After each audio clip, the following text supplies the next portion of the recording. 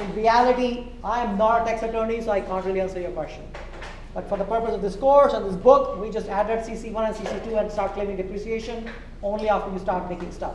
Now, depreciation is right now in a fashionable topic to discuss, right? Why? Sorry? Taxes systems are changing. You guys are not really following the elections at all, are you? He did something different. He wrote off a watch. Sorry? He wrote off a watch. You know what? He wrote off a watch. He didn't depreciate it. No, he depreciates. Of course, that's in real estate. You always are able to depreciate, and that's legal. It's not illegal. I know. But you depreciate in real estate, and you claim that as a tax deduction. Anyway, I don't want to get into the politics of it, but it's something everybody's talking about. Yes. Shh. It's not appreciation, though. It's a carried loss. That's two separate, completely different things. The two are completely unrelated. But he's claiming both. Because of real estate, you can claim both. So, I thought he was claiming the loss. no, but that's a different story. That's yes. But you can also claim depreciation. In a tax, you claim both. Now, after claiming depreciation, if there's a net loss, you carry it forward. But even in a year in which you make profit, you save on taxes because of depreciation of the real estate property. So those are, like I said, two completely different issues. But in real estate, if you build real estate, you can depreciate it and save on taxes. Yes. So as far as depreciation goes, just kind of in a general sense, you save according to the taxation of that depreciation. Yes. Okay, so it's not the actual depreciated value you save, but it's the tax. Exactly. Because so if you live in a country there was no taxation, depreciation will become completely meaningless. Right. It's not a real saving. It's just that it is a real saving, but it's a real saving because you pay less taxes. Yes. How often do depreciation rules change? Because could you say, okay, assuming I can do MACRS, this is a profitable project, and so you go in on assuming that, but then the government. Depreciation rules I don't think have changed in the end. Again, I'm not an expert on it. Okay, I didn't know. You said you had businesses and stuff that you helped out. My businesses, if they exist, are tiny. If they so far have made zero money, they have made zero investment. So there's no issue of claiming depreciation. My business is to take ideas and sell ideas. That's the best business to be in. Someday I figure, why should I work? I shouldn't just work. I should just stay home, make ideas, write patents, sell those. I'll probably make more money than I do right now. What's his name? The electricity guy. Thomas Edison. He used to write, I don't know, invention every few days. Although, what's a big invention where he got it all wrong? DC, very good. DC versus AC. Who was in favor of AC? So he was Tesla, and who else? Westinghouse. Westinghouse, very good. So that's one case where he just lost it big. So he thought DC was the way to go. He was proven wrong. Yes? Have you ever seen the movie The Prestige? It's all about DC versus AC and how it relates to magic tricks. It's honestly a really good movie. I bet because AC is very interesting. If I'm sitting on if I have very, very high frequency AC flowing through my body, nothing happens to me. Right? Just skin effect. It just goes through my skin. Yeah, electricity is amazing. But what's the really biggest advantage of AC over DC? Yeah, there are less losses, but in some sense, a bigger advantage. Stepping up and stepping down, which is related to transport, because to minimize the losses, you need high voltages. And stepping up an AC, DC is very difficult. Stepping up an AC is trivial. You just need 2 coils, right? You guys are taking class on magnetism? Electricity and magnetism? No? We took physics too, but I don't think that really counts. Why? But I mean, it's very simple, like circuits. It's not like covering anything greater. So you guys don't learn on Maxwell's laws, Maxwell's equations? I mean, they showed them to us, but it just said you'll never solve them in this class. Okay. Maybe we should solve Maxwell's equations in this course. Alright, any other question? No? Yes. So if the plant building is Sorry? negligible, the time for building the plant itself and starting it.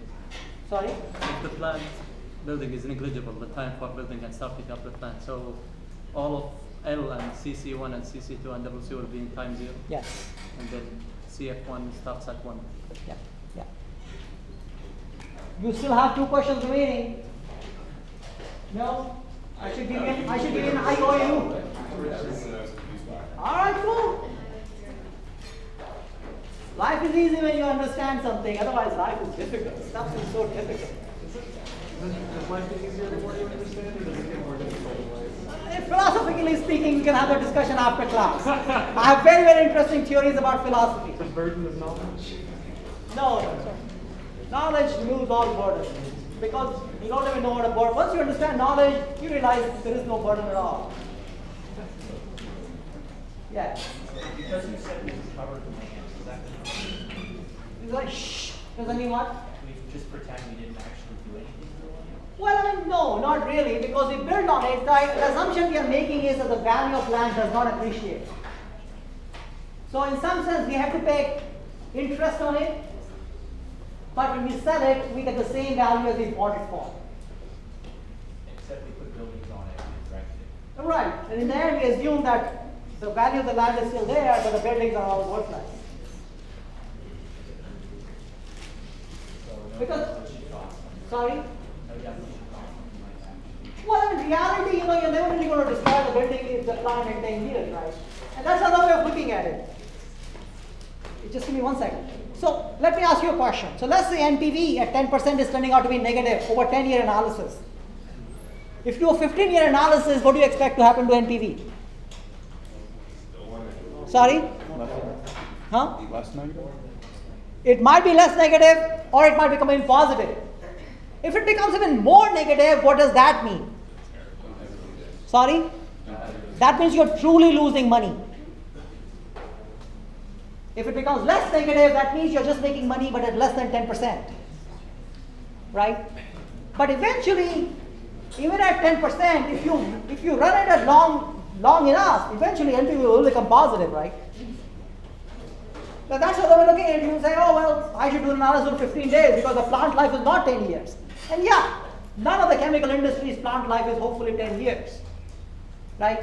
But this is just a way of analyzing it. This is just what is industry standard, so we just use it. But in reality, the plant will live longer than 10 years. Right? So this is what the industry has decided, okay, this is a reasonable approach. Now, every company will do this differently.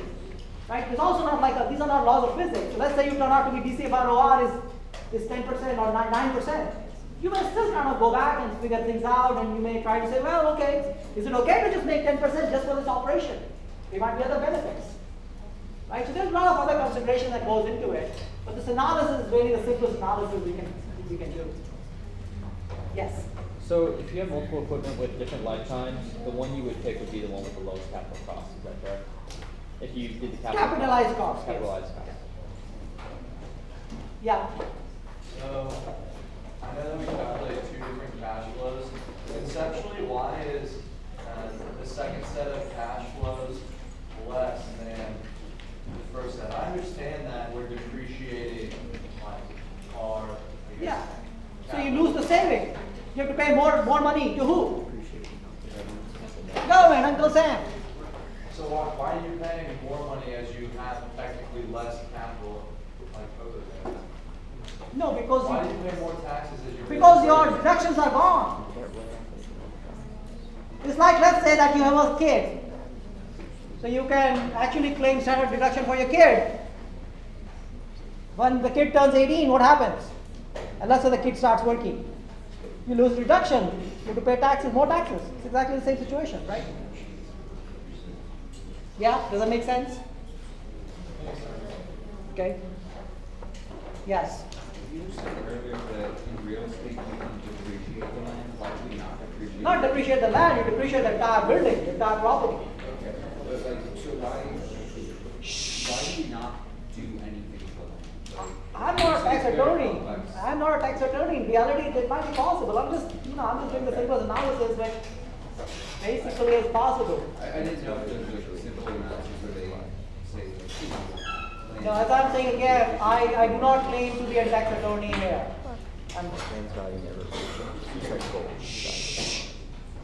Yes, but yeah, we are not depreciating land.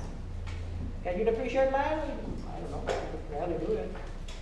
But then, then what we are saying is that land is losing value. That's really not realistic, right? Land usually gains value, it doesn't lose value.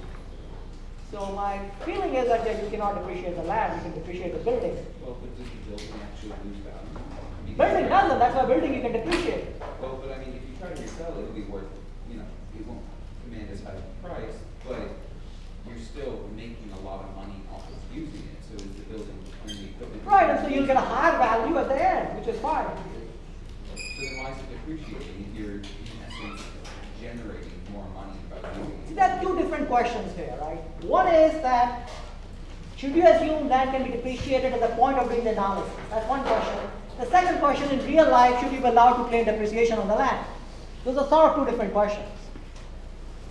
So in real life, should you be allowed to depreciate land? Probably not, because it's not losing value.